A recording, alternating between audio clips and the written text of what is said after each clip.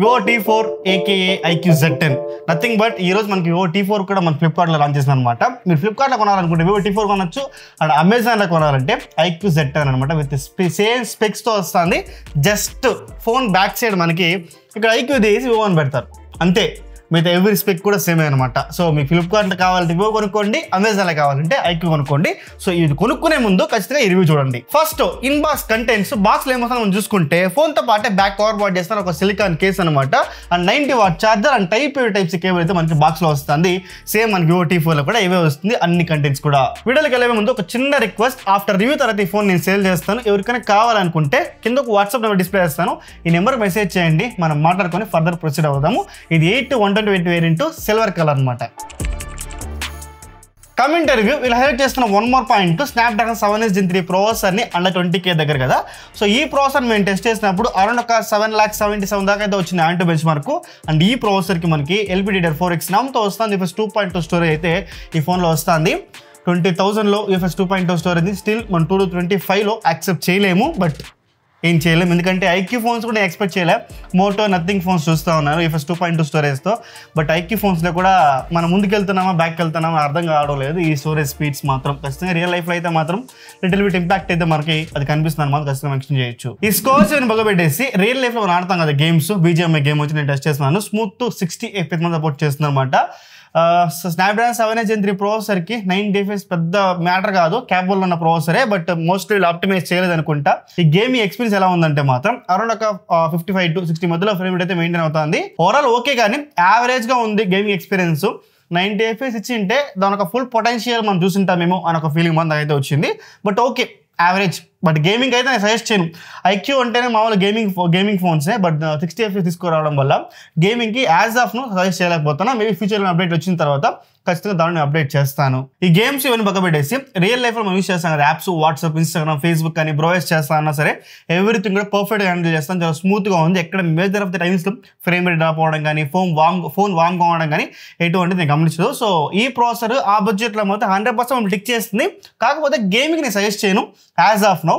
ఫ్యూచర్లో ఏదైనా అప్డేట్ ఇస్తే మాత్రం ఖచ్చితంగా నేను మెన్షన్ చేస్తాను మన కమ్యూనిటీ పేజ్లో కానీ, లేదా ఒక ఓనర్షిప్ రివ్యూ కానీ మంచిగా ట్రై చేద్దాం. సో పర్ఫార్మెన్స్ డిపార్ట్మెంట్లో ఖచ్చితంగా టిక్ చేసినప్పటికీ కూడా టూ డ్రాబ్యాక్స్గా 2 డాట్స్ కనిపిస్తుంది. Point number 1 UFS 2.2 storage and point number 2 60 FPS gaming. Next community display department 6.77 ఇంచెస్తో 1.5K రెజల్యూషన్తో క్వాడ్ కర్వ్ డిస్ప్లే అనమాట. కర్వేచర్ అంత పెద్దగా లేదు, లిటిల్ బిట్ చాలా థిన్ కర్వ్ ఇది. మీరు పౌచ్గా వేసినారంటే ఆ కర్వ్ కూడా మీకు కనిపించదు. సో ఫ్లాట్స్ లాగే అనిపించింది నాకైతే మాత్రం. Realme P3 Proలో కొంచెం ఇంకా ఎక్కువ కర్వ్ అనిపించింది when compare to IQ Z10 అనమాట. ఓకే, సో డిస్ప్లే ఎక్స్పీరియన్స్ ఎలా ఉందంటే మాత్రం బ్రైట్నెస్ పరంగా ఫస్ట్ ఎక్సలెంట్ బ్రైట్నెస్. మీరు ఇండోర్లో వాడినా అవుట్డోర్లో వాడినా, ఎస్పెషల్ డెలివరీ బాయ్స్ కానీ ఎందుకు చెప్తున్నానంటే ఇది బిగ్గర్ బ్యాటరీ ఉంది కదా, సో వాళ్ళు కూడా ఈ ఫోన్ తీసుకోవడానికి చాలా ఛాన్సెస్ ఉంది కాబట్టి. సో అవుట్డోర్లో మీరు ఫోన్ యూస్ చేస్తామంటే కూడా ఎక్సలెంట్ ఎక్స్ట్రీము, ఎటువంటి డౌట్ లేకుండా మీకు బ్రైట్నెస్ పరంగా మాత్రం వాడుకోవచ్చు అని మనం ఖచ్చితంగా మెన్షన్ చేస్తున్నా. And one more point, colours కూడా సరే ఎక్సలెంట్ కలర్స్, షార్ప్నెస్ మనం వీడియో చూస్తామంటప్పుడు అండ్ యూట్యూబ్లో HD వీడియో ప్లేబ్యాక్ కావచ్చు, నెట్ఫ్లిక్స్లో వీడియోస్ చూస్తా ఉన్నా, సినిమాస్ చూస్తా ఉన్నా కూడా సరే ఎక్సలెంట్గా ఉంది. డిస్ప్లే పరంగా మాత్రం ఒక్క వంక కూడా పెట్టడానికి లేదు. అండ్ ఇంకోటి బెజల్స్ కూడా ఆ కరువు అయ్యింది, దానివల్ల బెజల్సే లేదేమో అనే ఫీలింగ్ మాత్రం తీసుకొస్తుంది అనమాట. సో డిస్ప్లే మాత్రం one of the best display in the segment అని ఖచ్చితంగా మెన్షన్ చేయొచ్చు అనమాట. అండ్ ఈ డిస్ప్లేకే మనకి in display finger print scanner provide చేస్తున్నారు అనమాట. Most of the times most according అలా అవుతుంది. ఎక్కడ మేజర్ ఆఫ్ ది టైమ్స్లో ఫెయిల్ అవ్వడం కానీ ఎటువంటి నేను గమనించాను అనమాట. సో కాకపోతే ఒక్క పాయింట్ ఏం తెలుసు, చాలా కిందికి ఇచ్చింటారు ఫింగర్ ప్రింట్ స్కానరు. సో ఫ్లాగ్షిప్స్లో తప్పితే చాలా స్మార్ట్ ఫోన్స్ అదే మెన్షన్ చేస్తున్నా. మీతో మాట్లాడుతున్న టైంలో యాప్ స్టోర్ నుంచి నోటిఫికేషన్ ఇన్స్టాల్ చేసుకోమని చెప్పి ఇదే మేజర్ ఇష్యూ ఫోన్లో OS డిపార్ట్మెంట్లో మాట్లాడుతుంది దాని గురించి. ఓకేనా. సో ఇది డిస్ప్లే డిపార్ట్మెంట్లో మాత్రం డిస్ప్లే కానీ ఫింగర్ ప్రింట్ స్కానర్ కానీ ఎటువంటి ప్రాబ్లం లేదు, ఎక్సెప్ట్ ఆ ఫింగర్ ప్రింట్ ప్లేస్మెంట్ తప్పించి. నెక్స్ట్ ఆడియో డిపార్ట్మెంట్, ఇక్కడ మనకి IQ కొంచెం మేజర్గా కాంప్రమైజ్ చేసినట్టు కనిపిస్తుంది. IQ కానీ Vivo T4 కానీ రెండు కూడా సింగిల్ స్పీకర్స్ అనమాట. ఆడియో క్వాలిటీ అప్ టు 200% వరకు మీరు వాల్యూమ్ బూస్ట్ చేయని చెప్తున్నారు కదా, సో చాలా వర్స్ట్గా ఉంది స్పీకర్ క్వాలిటీ మాత్రం. ఏదో రింగ్ టోన్ వచ్చింది అది వినొచ్చేమో కానీ సాంగ్స్ పెట్టుకొని నేను వింటానంటే మాత్రం నాట్ ఎట్ ఆల్ సజెస్టబుల్. అంత గొప్పగా లేదు ఆడియో క్వాలిటీ. ఒక 10,000 రూపాయల స్మార్ట్ ఫోన్లో ఉండే క్వాలిటీ కొంచెం చీప్ క్వాలిటీ అనిపిస్తుంది.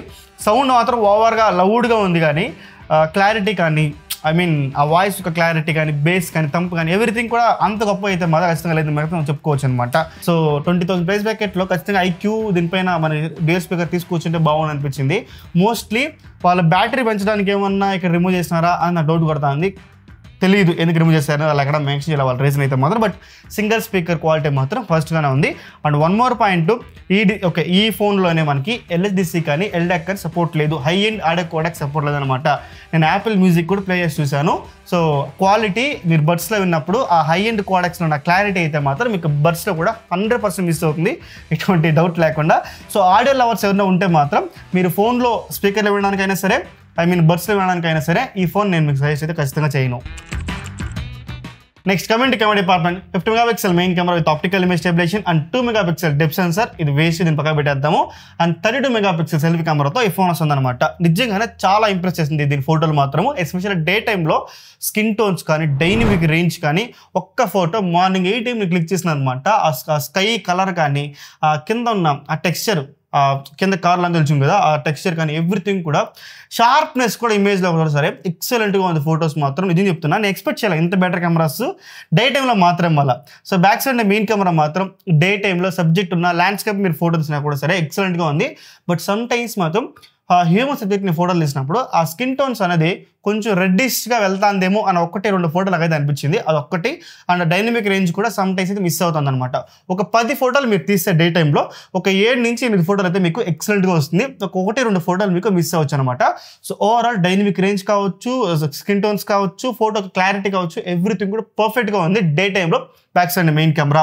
When comes to selfie camera, ఇది కూడా డే టైంలో ఎక్సలెంట్ పర్ఫార్మ్ చేస్తుంది. Selfie camera one of the best అని చెప్తా ఈ సెగ్మెంట్లో మాత్రం. మోటో కన్నా కూడా దీంతో వచ్చే సెల్ఫీస్ చాలా బెటర్ అనిపించింది. ఒక మోటో A60 ఫ్యూజన్ కన్నా కూడా స్కిన్ టోన్స్ కానీ I mean dynamic range manage చేయడం కానీ ఎవ్రీథింగ్ కూడా పర్ఫెక్ట్గా ఉంది. అండ్ 32 మెగాపిక్సెల్ ఇవ్వడం వల్ల ఆ ఇమేజ్ ఒక షార్ప్నెస్ కూడా చాలా బెటర్గా ఉందన్నమాట. అండ్ వైడ్గా కూడా ఉంది. ఒక గ్రూప్ ఆఫ్ మెంబర్స్ మీరు సెల్ఫీ తీసుకున్నప్పుడు కూడా సరే ఆ వైడ్ మనకు చాలా హెల్ప్ అవుతుంది అనమాట. సో అది కూడా ఎక్సలెంట్గా ఉందన్నమాట చెప్పగలుగుతా. బట్ సమ్ టైమ్స్ ఇది కూడా బ్యాక్గ్రౌండ్లో హైలైట్స్ని కొంచెం ఓవర్ బూస్ట్ చేస్తుంది, అదొక ఇష్యూ నేను గమనిస్తాను ఫ్రంట్ సెల్ఫీ కెమెరా కూడా. బట్ నైట్ టైంలో మాత్రం సెల్ఫీ కెమెరా అసలు బిలో యావరేజ్ పర్ఫార్మ్ చేస్తుంది. లైట్ కానీ తక్కువ ఉంటే వరస్ట్. అండ్ ఇంకోటి, నేను కెమెరా ఇటు పెట్టి తీసుంటాను, ఆ బ్యాక్గ్రౌండ్ ఎక్కువ ఓవర్గా బ్లో అవుట్ అయింది అనమాట. ఆ ఫోటో చూడండి అసలు అన్యూజబుల్గా ఉంది. ఆ ఫోటో ఒక 10,000 రూపాయలు స్మార్ట్ ఫోన్ అలా ఉంది ఫోటో. సో నాకైతే మాత్రం బ్యాక్ సైడ్ మెయిన్ కెమెరా కావచ్చు, ఫ్రంట్ సెల్ఫీ కెమెరా కావచ్చు, రెండు కూడా చాలా యావరేజ్ పర్ఫార్మ్ చేస్తుంది నైట్ టైంలో. బట్ డే టైంలో మాత్రం మీరు ఫోటో క్లిక్ చేస్తే ఆ ఫోటో క్లారిటీ మాత్రం ఎక్సలెంట్గా ఉంది అన్డౌటెడ్గా. Coming to department, back side main camera కావచ్చు, ఫ్రంట్ సెల్ఫీ కెమెరా కావచ్చు, రెండు కూడా మనకి 4K 30 సపోర్ట్ చేస్తుంది. Back side main camera video quality మాత్రం ఎక్సలెంట్గా ఉంది. ఆ క్రిస్ప్నెస్ కానీ 4Kలో ఉన్న క్లారిటీ కానీ, ముఖ్యంగా టెక్స్చర్ మనం వీడియో రికార్డ్ చేస్తాం కదా ఆ వీడియో స్టెబిలైజేషన్ కానీ ఎవ్రీథింగ్ కూడా పర్ఫెక్ట్గా ఉంది. ఆ వీడియో క్లారిటీ మాత్రం టాప్ నాచ్, స్టెబిలైజేషన్ కూడా ఎక్సలెంట్గా ఉంది, ఎటువంటి పేరు పెట్టడం లేదు. బట్ డైనమిక్ రేంజ్ ఎక్కువ ఎక్స్పెక్ట్ చేయకండి ఈ బడ్జెట్లో. బట్ ఓవరాల్ వీడియో క్వాలిటీ మాత్రం ఖచ్చితంగా సాటిస్ఫై చేస్తుంది. ఒక అకేషన్గా మీరు వీడియోలు తీసుకుంటారంటే మాత్రం ఇది 100% మీకు పనికొస్తుందని మాత్రం నేను మెన్షన్ చేయగలుగుతా. బట్ ఎప్పుడైతే సెల్ఫీ కెమెరా వీడియో రికార్డ్ చేస్తారో 4K 30లో ఫ్రంట్ కెమెరా అంత గొప్పగా లేదు, స్టెబిలైజేషన్ లేదు. అండ్ వీడియో కొంచెం ఓవర్గా బ్రైట్ అయిపోతుంది, బ్యాక్గ్రౌండ్ ఓవర్ ఎక్స్పోజ్ అయిపోతుంది. అది మాత్రం నాకు అంత గొప్పలే. ఫ్రంట్ 4K ఇవ్వడం హ్యాపీ అనిపించిన దాని ఒక పనితనం అంత ప్రాపర్గా లేదని మనం ఖచ్చితంగా మెన్షన్ చేస్తా. So back side main camera మాత్రం దాని ఒక వీడియో క్లారిటీ పర్ఫెక్ట్గా ఉంది. సో ఓవరాల్ కెమెరా డిపార్ట్మెంట్ మాత్రం బ్యాక్ సైడ్ మెయిన్ కెమెరా కావచ్చు, సెల్ఫీ కెమెరా కావచ్చు, డే టైంలో ఎక్సలెంట్గా వస్తుంది, నైట్ టైంలో అంత గొప్పగా లేదు. అండ్ వీడియో క్లారిటీ కూడా బ్యాక్ సైడ్ మెయిన్ కెమెరా మాత్రం బాగుంది, కానీ ఫ్రంట్ కెమెరా అంత మీరు సాటిస్ఫై చేయకపోవచ్చేమో అనేది మాత్రం నా ఒపీనియన్. మేబీ అప్డేట్స్ ఇచ్చేమని ఫిక్స్ చేస్తారో లేదో నాకు తెలియదు, కానీ బట్ యాజ్ ఆఫ్ నా మాత్రం ఇది ఇలానే ఉంది. ఇది సేమ్ అప్లికేబుల్ Vivo T4లో కూడా ఇలానే ఉంటుంది 200%. సేమ్ అల్గారిథమే, సేమ్ ఫోనే, ఈ బ్రాండింగ్ తీసేసి T4 తీసుకొస్తారు అనమాట. సో ఈ రివ్యూ మీరు చూస్తున్నారంటే Vivo T4 రివ్యూ మీరు చూసినట్టే, అందుకే నేను Vivo T4ని తమ్ముళ్ళు పెట్టినాను, తప్పుగా అనుకోవద్దండి.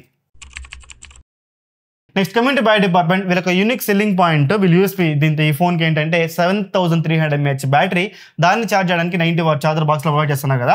దీన్ని నేను ఛార్జింగ్ పెట్టినప్పుడు అరౌండ్ ఒక 70 నుంచి ఒకసారి 70 నిమిషాలు పట్టింది, ఒకసారి కొంచెం హీట్ అయినప్పుడు మాత్రం 70 నిమిషాలు పడుతుంది అనమాట. అరౌండ్ ఒక 1 hour 10 minutes అయితే మీకు ఫుల్ ఛార్జ్ అవ్వడానికి 0 to 100% టైం తీసుకుంటుంది. అండ్ ఈ బ్యాటరీ మాత్రం నన్ను ఎక్సలెంట్గా ఇంప్రెస్ చేసింది. మీరు ఎంత గట్టిగా ఎంత స్టాండ్ బైలో మీరు యూస్ చేసినా 8 hours పక్కా బ్యాటరీ స్క్రీన్ ఆన్ టైం. కాకపోతే 7300 mAh అనే ఫీలింగ్ మాత్రం నాకు లేదు. కానీ ఎందుకంటే 7300 mAh అనేది ఒక 10 hours 9 to 10 hours మధ్యలో స్క్రీన్ టైం మనం ఎక్స్పెక్ట్ చేయొచ్చు, అంత లేదు. బట్ నేను చెప్తున్నా ఈ సెగ్మెంట్లో one of the best battery backup. 8 hours అయితే మాత్రం మీకు 200% వస్తుంది అన్డౌటెడ్గా. Next coming voice department. ఈ ఫోన్కి మేజర్ డ్రాబ్యాక్ ఏదైనా ఉందంటే అది సింగిల్ స్పీకర్ ఇవ్వడం కాదు, నో ఎల్డాక్ సపోర్ట్ ఇవ్వకపోవడం కాదు. ఓఎస్ డిపార్ట్మెంట్లో FunTouch 15 ఎక్స్పీరియన్స్ అనమాట. ఈ phone out of the box Android 15తో వస్తుంది, FunTouch 15తో వస్తుంది అనమాట. అండ్ వాళ్ళు చెప్తుంది నెక్స్ట్ 2 ఏళ్ళు అయితే మేజర్ అప్డేట్స్ అయితే ప్రొవైడ్ చేస్తామని చెప్తున్నారు. అంటే Android 17 వరకు వీళ్ళు అప్డేట్స్ అయితే ఇస్తారనమాట. సో 3 ఏళ్ళు ఇచ్చింటే బాగుండు. ఎందుకంటే ఈ రోజులో చాలా స్మార్ట్ ఫోన్స్ సామ్సంగ్ బడ్జెట్లో వస్తున్న స్మార్ట్ ఫోన్స్లో కూడా 5 ఏళ్ళు ప్రామిస్ చేస్తున్నారు. వీళ్ళు ఇంకా 2 ఏళ్ళు ప్రామిస్ చేయడం వరకు నాకు కొంచెం లిటిల్ బిట్ డిసప్పాయింట్మెంట్ అనిపించింది. అదొక్కటి మాత్రం ఐక్యూ వాళ్ళు కొంచెం 3 ఏళ్ళు పెట్టింటే బాగుండేమో అనేది నా ఒపీనియన్. ఓకే, ఈ ఎక్స్పీరియన్స్ ఎలా ఉందంటే మాత్రం యూజర్ ఎక్స్పీరియన్స్ చాలా వర్స్ట్ ఎక్స్పీరియన్స్. నిజం చెప్తున్నా. వైఫై కనెక్ట్ అయింది ఫోను, ఇట్లా స్వైప్ చేస్తాను కిందికి, రెడ్మీ యాప్లు, బెట్టింగ్ యాప్లు, ఇది చూడండి 3D పట్టి మెగా విన్ అంట. ఈ యాప్ ఇన్స్టాల్ చేసుకోవాలంటే మీకు లైవ్లో చూపిస్తాను చూడండి ఎన్ని యాప్స్. సో అసలు ఈ జస్ట్ హోమ్ స్క్రీన్లో ఇది నిజంగా వరస్ట్ ఇది. ఎందుకంటే యూఐలో బెట్టింగ్ యాప్స్ ప్రమోట్ చేయడం మాత్రం వరస్ట్. అండ్ యూజర్ ఎక్స్పీరియన్స్ ఏమైనా బెటర్గా ఉందా, స్మూత్గా ఉందంటే మాత్రం అంత గొప్ప లేదు, స్మూత్గా ఉంది. బట్ అవుట్డేటెడ్ యూఐ ఇది.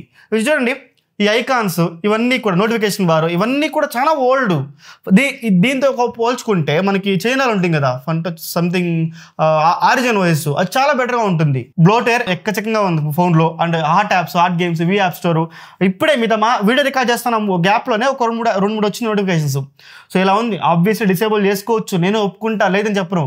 నువ్వు ఇప్పుడు ఒక ఫోన్ యూఎస్లో ఉండవు, అమ్మ నాన్న కోసం ఇండియాలో ఆర్డర్ పెడతావు, వాళ్ళకి అవన్నీ తెలుస్తుందా? ఎవరు సెటప్ చేస్తారు ఫోన్ని? సో నాకు కూడా తెలుసు, చెప్పాలంటే చెప్పచ్చు, ఏదైనా చెప్పచ్చు మనం. కాకపోతే ఈరోజు ఒక యూట్యూబర్ క్రిటిసైజ్ చేయకపోతే ఇలానే ఉంటారు, బ్రాండ్స్ మారరు. మనం వాళ్ళని వెనకేసుకొని రాకూడదు, మేమే చెప్పాలి, మా బాధ్యత అది. ఓకేనా? ఓకే, సో యూజర్ ఎక్స్పీరియన్స్ మాత్రం ఖచ్చితంగా ఇది వర్స్ట్ ఎక్స్పీరియన్సే. సో మేజర్ డ్రాబ్యాక్ ఈ ఫోన్లను మాత్రం ఖచ్చితంగా మెన్షన్ చేస్తున్నా.